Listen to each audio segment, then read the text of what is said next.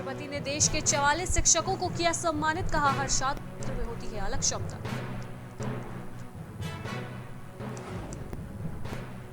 प्रधानमंत्री नरेंद्र मोदी 7 सितंबर को करेंगे शिक्षक पर्व कार्यक्रम को संबोधित। संजय राउत ने केंद्र सरकार से किया सवाल, आप नेहरू से इतनी नफरत क्यों करते हैं। किसानों के समर्थन में आए बीजेपी सांसद वरुण गांधी, बोले हमें उनका दर्द समझने की जरूरत। कोरोना का संकट कायम, 24 घंटे में आए 42,000 से ज्यादा नए मामले, 308 लोगों की हुई मौत।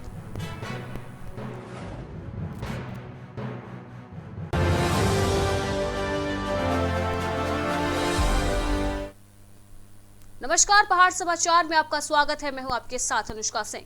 सीएम पुष्कर सिंह धामी ने जनता दरबार लगाया, जिसमें बड़ी संख्या में आए लोगों की शिकायतें सुनी गई और अधिकारियों को जल्द से जल्द निस्तारण के निर्देश दिए गए। जनता दरबार में आए सभी लोगों की शिकायतों का पंजीकरण किया गया और रजिस्टर में दर्ज किया गया। वहीं सीएम ने एक एक कर सभी की शिकायतों को गंभीरता से सुना और संबंधित अधिकारियों को समस्या का निस्तारण सुनिश्चित करने के निर्देश भी जारी किए।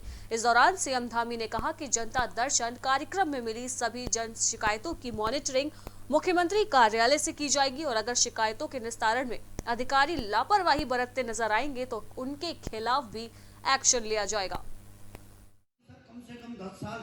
नहीं, हमने कभी ये शुरुआत की है कि लोग जो है, क्योंकि प्रत्येक दिन लोग मिलना चाहते हैं, इसलिए हमने आज एक टाइम निर्धारित करके आज हमने सभी लोगों को एक सुनने का प्रयास किया है, समस्याओं को जानने का प्रयास किया है। कुछ लोगों ने यहाँ पर अपना बताया भी है और कुछ ने जो है अपने आवेदन पत्रों के माध्यम से भी दिया है, लिखकर दिया है। हम सभी लोगों की समस्याओं को हम लोगों ने सुन लिया। सारे अधिकारीगणों को मैंने कहा है कि जितनी भी समस्याएँ आई हैं उन समस्याओं का जो एक सरलीकरण, समाधान और निस्तारण की जो प्रक्रिया है, उस प्रक्रिया के तहत उनको सोल्यूशन की ओर ले जाए। प्रदेश के वन एवं वन्य जीव मंत्री डॉक्टर हरक सिंह रावत ने जिला पंचायत सभागार में आयोजित सम्मान समारोह में वो शामिल हुए। इस समारोह का आयोजन जिला आपूर्ति विभाग के द्वारा कोरोना वॉरियर्स को सम्मानित करने के लिए किया गया। कोरोना काल में लोगों की सेवा करने वाले विभागीय एवं सत्ता गल्ला से जुड़े लोगों को भी सम्मानित किया गया। इस मौके पर जिलाधिकारी गढ़वाल डॉक्टर विजय कुमार जोगदंडे के अलावा अन्य अधिकारी भी वहां मौजूद रहे। –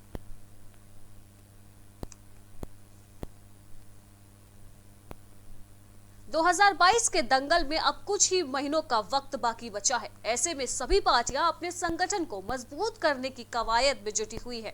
इसी क्रम में बीजेपी ने प्रदेश स्तरीय सोशल मीडिया कार्यशाला का आयोजन किया, जिसका शुभारंभ प्रदेश महामंत्री संगठन अजेंद्र अजय ने किया। इस कार्यशाला में सीएम धामी, प्रदेश अध्यक्ष Madan Kaushik, BJP social media और आईटी विभाग की राष्ट्रीय संयोजक अमन मालवीय भी मौजूद रही। वहीं कार्यशाला के समापन के बाद बीजेपी प्रदेश अध्यक्ष मदन कौशिक ने कहा कि 2022 के विधानसभा चुनाव की तैयारियों के तहत कार्यशाला आयोजित की गई है, जिसमें बीजेपी सोशल मीडिया के 231 कार्यकर्ताओं ने भाग लिया है।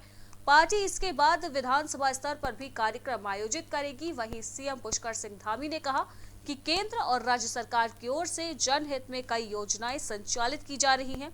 सोशल मीडिया के माध्यम से इसका प्रचार प्रसार किया जाएगा।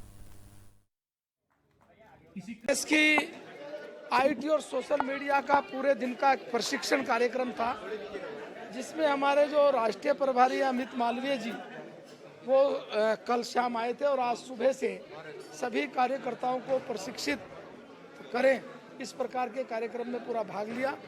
और अब समापन सत्र में माननीय मुख्यमंत्री जी और मैं, हम दोनों रहे हैं। सोशल मीडिया के 231 हमारे जिले भर के प्रमुख कार्यकर्ता। देखिए, आज सोशल मीडिया और आईटी का युग है और इस युग में हमारे जो कार्यकर्ता हैं वो हमारी पार्टी के जो कार्यक्रम हैं, पार्टी की जो नीतियां हैं, पार्टी को मजबूत करने के लिए, संगठन को मजबूत करने के लिए माननीय प्रधानमंत्री जी के नेतृत्व में जो भारत की हमारी सरकार चल रही है, उस सरकार के जितने किए हुए काम हैं और उत्तराखंड सरकार के काम है, हमारे संगठन के बूथ स्तर तक को ले जाने के लिए सोशल मीडिया का बहुत बड़ा योगदान है और हमारे सभी लोग जो है। वहीं कांग्रेस की परिवर्तन यात्रा लाल कुआं पहुंची, जहां कांग्रेस कार्यकर्ताओं ने नगर में विशाल रैली निकालते हुए वरिष्ठ नेताओं का भव्य स्वागत किया। इस दौरान कांग्रेस पद के कई दावेदारों ने शक्ति प्रदर्शन किया और टिकट की जुगत में भारी भीड़ जुटाने में कामयाब रहे। वहीं बुद्ध बाजार में आयोजित जनसभा को संबोधित करते हुए पूर्व सीएम हरीश रावत ने कहा कि प्रदेश की जनता फिर से सत्ता परिवर्तित करते हुए कांग्रेस की सरकार बनाने जा रही है। वहीं हरीश रावत ने कई चुनावी वादे भी किए।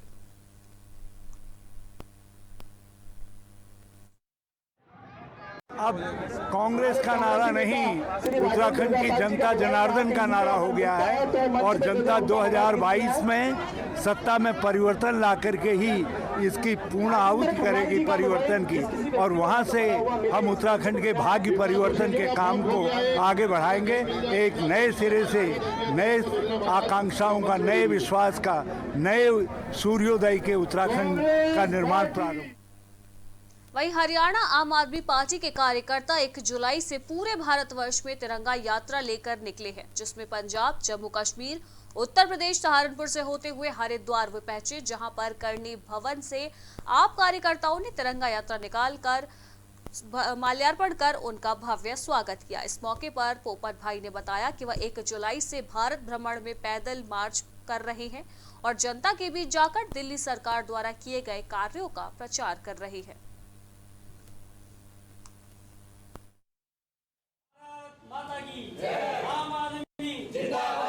जुनून है और आम आदमी पार्टी जो हमारी एक भ्रष्टाचार को ख़त्म करने के लिए जो पैदा हुई है पार्टी, आंदोलन से निकली हुई पार्टी है और उसी की ये जुनून है पोपट भाई का। उन्होंने पूरी पद यात्रा करी है और जिस तरह से मेरी इनसे बातचीत हुई है, रात मेरी इनसे बातचीत हुई थी, तो इन्होंने बताया कि लोग रोक रोक के पूछ रहे हैं, लोगों के मन में उत्साह है कि जिन लोगों को नहीं पता कि हाँ यहाँ पर आम आदमी पार्टी, वो लोग रोहतक से तो अपने हरियाणा के 3-4 डिस्ट्रिक्ट से होते हुए मैं पटियाला पहुंचा था पंजाब में, और पंजाब में अपना पटियाला से लुधियाना, जालंधर, अमृतसर, डेरा बाबा नानक जो पाकिस्तान बॉर्डर पर है, वहाँ से गुरदासपुर होते हुए मैं पठानकोट पहुँचा था।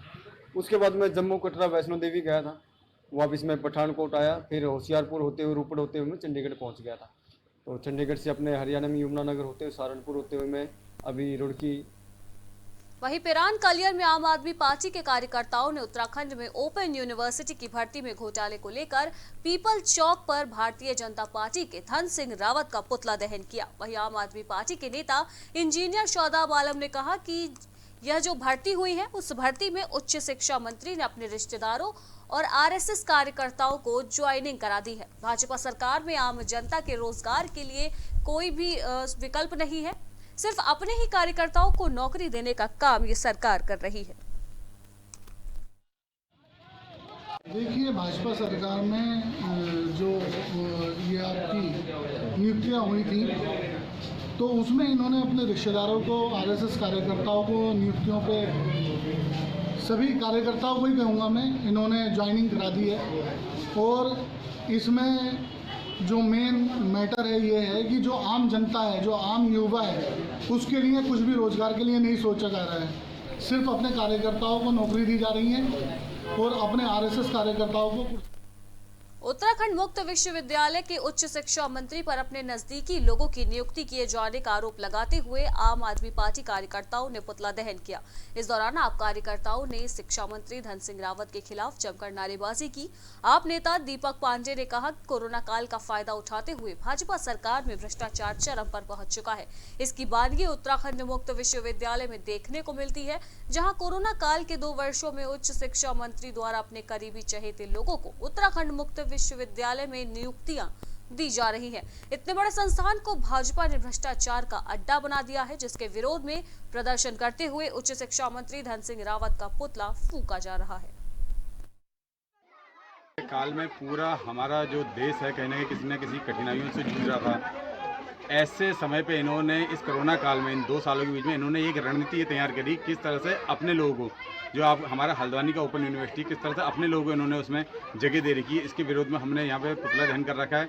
इतनी बड़ी हमारी शैक्षिक संस्था है, इन्होंने आज इसको पूरा घोटाले का पूरा एक नए अड्डा बना दिया है। पूरा सिस्टम इन्हें पूरा भ्रष्टाचार में लिप्त कर दिया है। जो हमारे युवा बच्चे हैं यहाँ के, या जो हमारे रोजगार पाने वाले साथी लोग हैं, आज उनका बीजेपी सरकार से मन उठ चुका है बिल्कुल। तो लाल कुआं में कैबिनेट धन सिंह रावत के खिलाफ प्रदर्शन किया जा रहा है। आपको बता दें कि आम आदमी पार्टी के कार्यकर्ताओं ने शिक्षा मंत्री के खिलाफ प्रदर्शन किया है।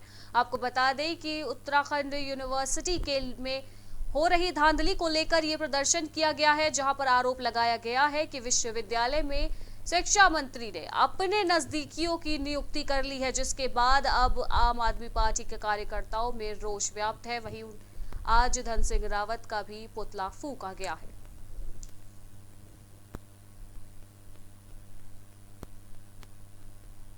उत्तराखंड क्रांति दल ने पंतनगर गेट नगला मुख्य बाजार में पंतनगर वीवी को केंद्रीय दर्जा दिलाने के प्रस्ताव के खिलाफ विरोध प्रदर्शन किया। कुलपति का पुतला फूंका गया और धरना प्रदर्शन की अगुवाई कर रहे जिलाध्यक्ष उक्रांत आनंद सिंह असगोला ने कहा कि पंतनगर वीवी को केंद्रीय दर्जे की मांग करने वाले वो लोग हैं जो अलग राज्य की लड़ाई के समय इस राज्य के विरोधी हो जाते हैं, जिसकी साजिश पंतनगर यूनिवर्सिटी में इस राज्य के लोगों व छात्र छात्राओं को नौकरियां तथा शिक्षा के क्षेत्र में उन्हें मिलने वाला 70% आरक्षण को समाप्त करने की साजिश में है। उन्होंने चेतावनी दी है कि ऐसा नहीं होने पर उनकी पार्टी सड़कों पर उतरकर विशाल जन आंदोलन करेगी।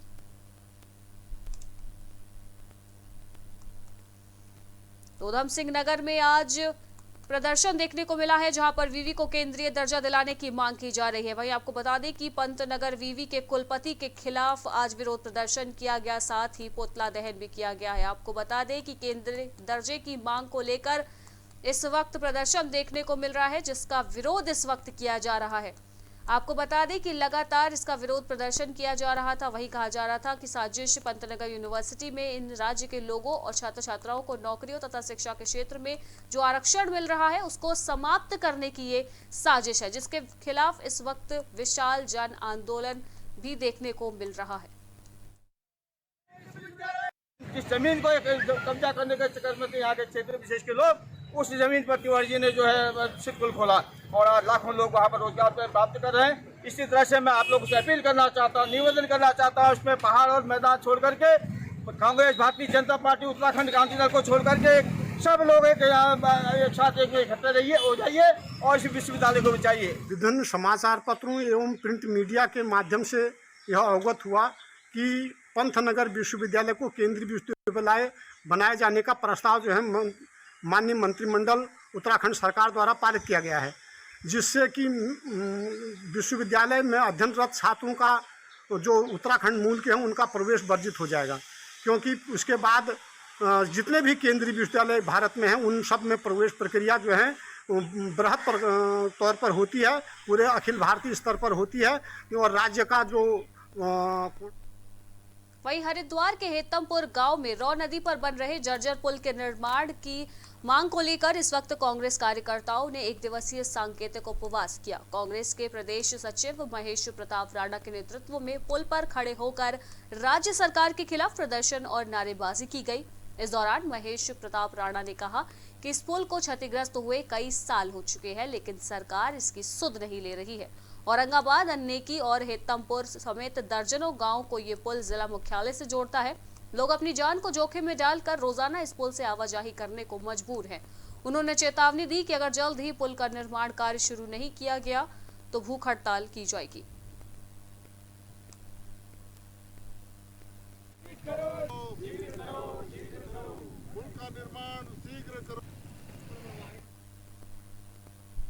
वहीं रुड़की में गणेशपुर चौराहे पर छत्रपति शिवाजी महाराज की मूर्ति की स्थापना के वक्त भाजपा कार्यकर्ताओं में झड़प देखने को मिली, जिसके बाद स्थानीय पुलिस ने मौके पर पहुंचकर मामले को शांत कराया।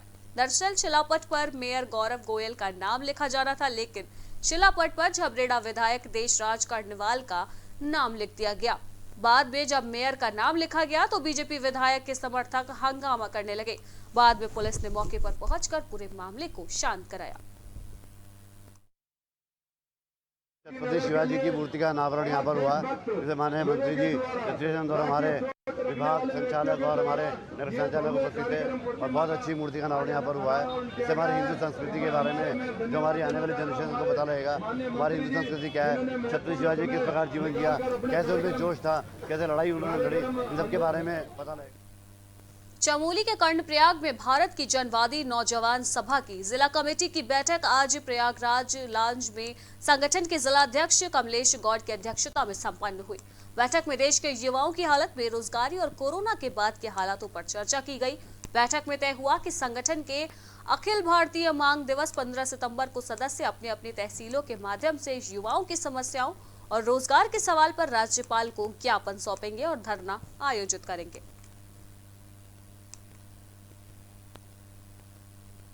तो चमोली से आपको खबर बता रहे हैं, जहां पर DYFI की जिला कमेटी की बैठक आयोजित की गई है, जहां पर युवाओं से जुड़ी समस्याओं पर विस्तार से चर्चा की गई। आपको बता दें कि प्रदेश में बढ़ती बेरोजगारी को लेकर इस वक्त गंभीर मुद्दे पर इन्होंने चर्चा की है, जहां पर कहा गया है कि आगामी दिनों में इस पूरे विषय को लेकर युवाओं से बात करेंगे और 15 सितंबर को राज्यपाल को ज्ञापन सौंपते हुए धरना प्रदर्शन किया जाएगा।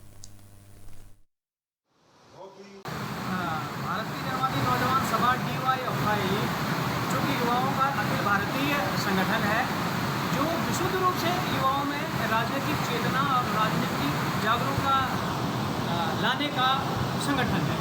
तो इसी परिप्रेक्ष्य में भारत की जनवादी नौजवान सभा अखिल भारत के स्तर पर अपने संगठन का एक मांग दिवस 15 सितंबर को हर साल मनाती है और इस साल भी DYFI चमोली खास तौर से उसको बहुत बेहतरीन तरीके से मनाने की कोशिश की।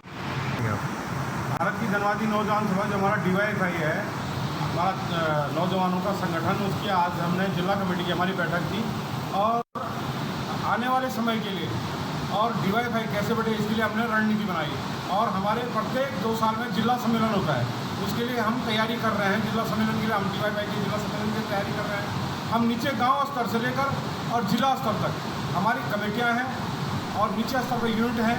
उन यूनिटों की बैठक करने के बाद चमोली जिले के विकास खंड नारायण बगड़ के केवर गांव के काश्तकारों ने एक लुप्त हो गए पारंपरिक बीजों को खोजकर उसका दोबारा से उगाने में सफलता हासिल की है। केवर गांव के लोगों ने संस्था के माध्यम से पुराने पोषक युक्त पारंपरिक बीजों काला धान, चौड़ाई, कौड़ी का ऊंचाई वाले क्षेत्रों में उत्पादन शुरू किया है। यह बीज आज ऊंचाई वाले इलाकों में भी समाप्त हो चुके हैं। गांव की महिलाओं ने बताया कि उन्होंने खेती में रासायनिक उर्वरकों का प्रयोग नहीं करने की कस्में खाने के बाद अब शुद्ध जैविक खेती करने का संकल्प लिया है। आपको बता दें कि चमोली में इस वक्त शुद्ध जैविक खेती के लिए एक पहल शुरू की गई है, जहां पर लुप्त होते बीजों को दोबारा से उगाने का काम इस वक्त किसान कर रहे हैं। आपको बता दें कि कई प्रजातियां इस वक्त लुप्त हो चुकी थी, जिसके बाद आज केवर गांव के लोगों ने संस्था के माध्यम से पुराने पोषक युक्त पारंपरिक बीजों जिसमें काला धान, चौड़ाई, कौड़ी के नाम शामिल है, उन्हें ऊंचाई वाले क्षेत्रों में उत्पादन करना उनका शुरू कर दिया है। आपको बता दें कि ये बीज ऊंचाई वाले इलाकों में समाप्त हो चुके थे, जिसके बाद अब गांव की महिलाओं ने एक बार फिर से इनकी खेती करनी शुरू कर दी है। आपको बता दें कि महिलाओं का कहना है कि उन्होंने खेती में रासायनिक उर्वरकों का प्रयोग अब नहीं करने की कस्में खाई हैं, जिसके बाद अब शुद्ध जैविक खेती करने का संकल्प लिया गया है। मैं पहले अपना परिचय दे दूं। मेरा नाम देवेंद्र परिहार है। मैं उत्तरांचल युवा एवं ग्रामीण विकास केंद्र में एक ये प्राकृतिक खेती की परियोजना जो हमारे नाबार्ड बैंक के सहयोग से केवर में चलाई जा रही है, उसको देख रहा हूं।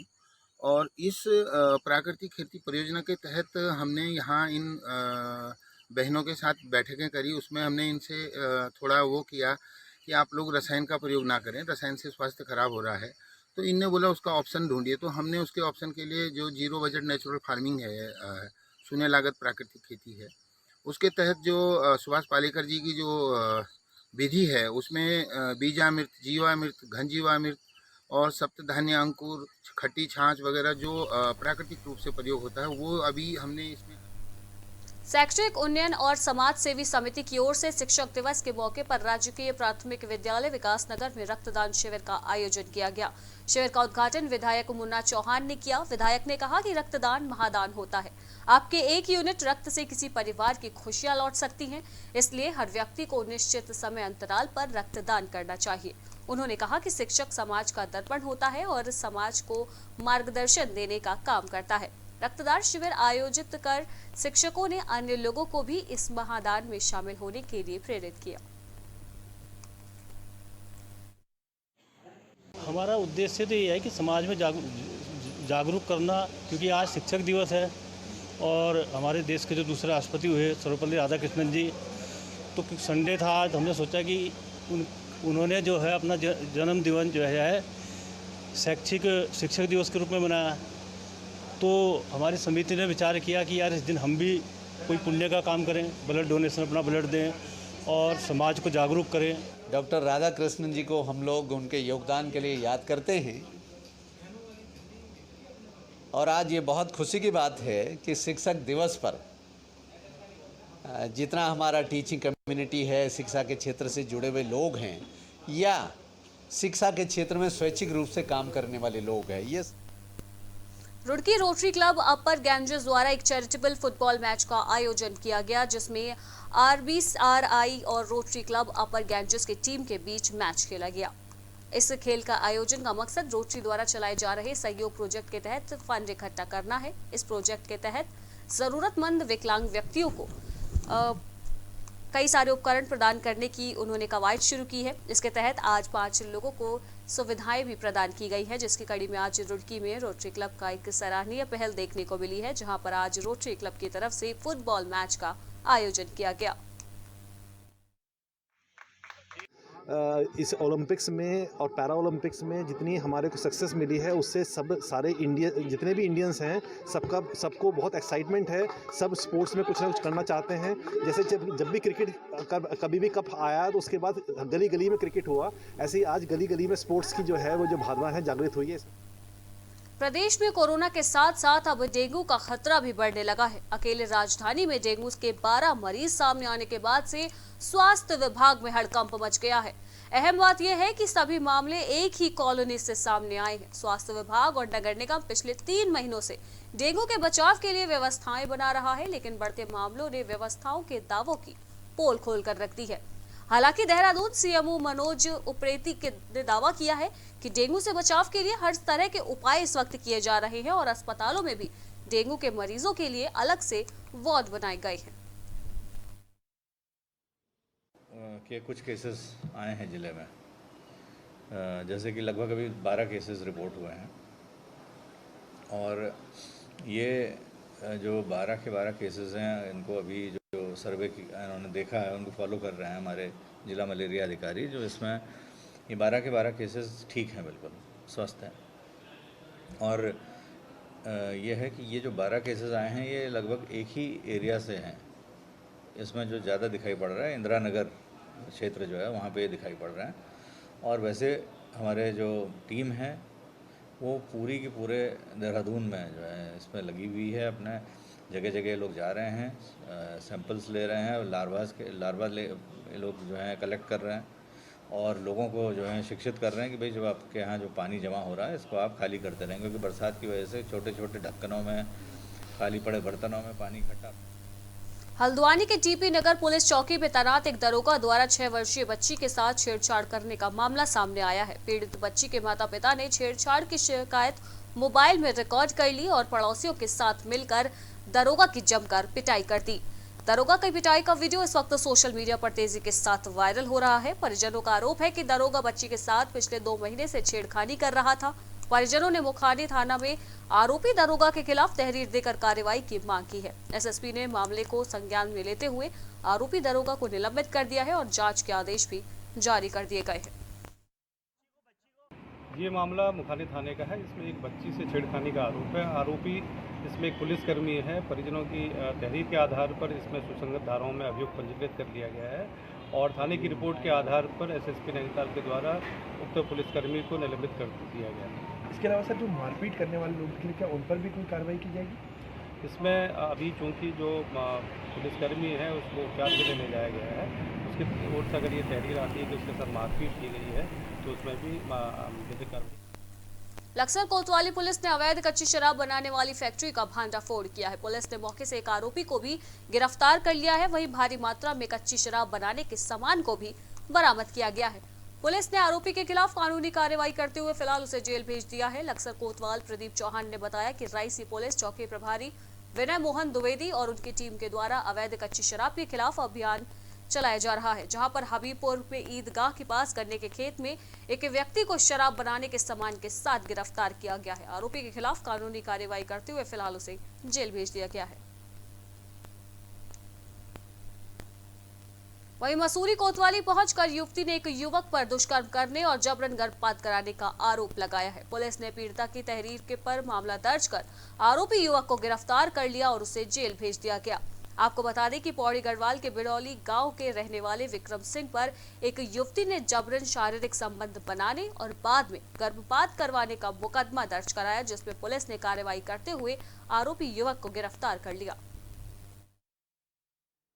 देखिए, एक मामला सामने आया है जिसमें एक महिला द्वारा बताया गया व्यक्ति द्वारा उसके साथ ज़बरदस्ती की गई और उसको धोखे में रख के उसके साथ मंदिर में शादी की गई, जबकि वो पुरुष पहले से विवाहित था और इस प्रकार वो गर्भवती भी हुई हैं और गर्भपात कराया गया है। तो इस संबंध में उनके द्वारा तहरीर दी गई कि इन्होंने जबरन मेरे साथ ये किया और मुझे धोखे में रख के किया गया है। तो मुकदमा तुरंत से पंजीकृत किया गया था और हमने गिरफ्तारी भी कर ली है और उसको रिमांड लेकर कल न्यायालय में पेश किया जाएगा। मसूरी देहरादून मार्ग पर चूना खाला के पास एक शव मिलने से हड़कंप मच गया। मौके पर पहुंची पुलिस ने शव को गहरी खाई से निकालकर सिविल हॉस्पिटल में पोस्टमार्टम के लिए भेज दिया और मामले की छानबीन शुरू कर दी। बताया जा रहा है कि 32 वर्षीय युवक काम के सिलसिले में मसूरी आया था और वापस घर नहीं पहुंचने पर उसके परिजनों ने पुलिस में गुमशुदगी की रिपोर्ट दर्ज कराई थी, जिसके बाद पुलिस द्वारा युवक की खोजबीन की गई।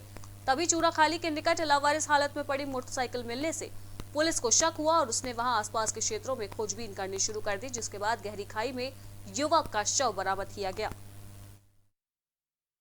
परिवारजनों ने काफ़ी खोज खबर की और लेकिन पुलिस के पास सूचना ये कल आई थी, एक दिन बाद 24 घंटे से बाद सूचना आई। तो जैसे ही पुलिस को सूचना आई, पुलिस ने तलाश करनी शुरू की और चूना खाला के पास एक बाइक खड़ी मिली जिसमें कीज़ लगी हुई थी और सामान भी वहाँ पे रखा हुआ था। तो संभवतः ये माना गया कि क्या पता यहाँ से पहाड़ी से नीचे गिरे हों और उस समय में रात भर हमारा सर्च। लक्सर कोतवाली पुलिस ने अवैध खनन पर कार्रवाई करते हुए एक जेसीबी मशीन और ट्रैक्टर ट्रॉली को सीज कर दिया है। कोतवाली प्रभारी प्रदीप चौहान ने बताया कि भीकमपुर चौकी प्रभारी मनोज नौटियाल और उनकी टीम के द्वारा मुखबिर की सूचना पर अवैध खनन के खिलाफ कार्रवाई करते हुए एक जेसीबी मशीन में ट्रैक्टर ट्रॉली के अवैध खनन करते हुए पकड़े गए हैं। जेसीबी मशीन और ट्रैक्टर ट्रॉली को एमवी एक्ट की सुसंगत धाराओं में सीज किया गया है और अवैध खनन की रिपोर्ट इनके द्वारा उप जिलाधिकारी लक्सर को भेज दी गई है।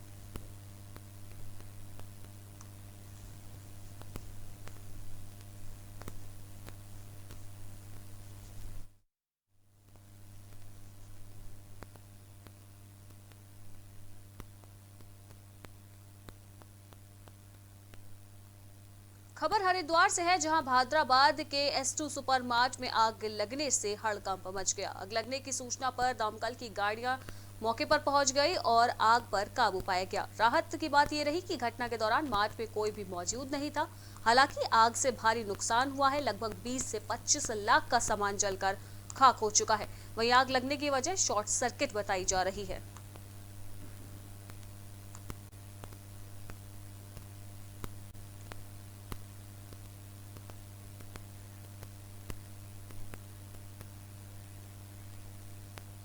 धनौरी भाद्राबाद हाईवे पर गंग नहर किनारे सागौन के पेड़ों को तस्करों ने काट कर गिरा दिया और लकड़ियों को गाड़ी पर लाद रहे थे। तभी वहां से गुजर रहे ग्रामीणों ने यह देखकर तस्करों के खिलाफ उन्होंने आवाज उठाई, जिसके बाद तस्कर मौके से फरार हो गए। ग्रामीणों की सूचना पर मौके पर पहुंची भाद्राबाद पुलिस ने वन विभाग की टीम को बुलाकर लकड़ियों से लदी गाड़ी को उनके सुपुर्द कर दिया। वन विभाग ने लकड़ियों से लदी गाड़ी को सीज कर अज्ञात वन तस्करों के खिलाफ वन अधिनियम के तहत मुकदमा दर्ज कर मामले की छानबीन शुरू कर दी है।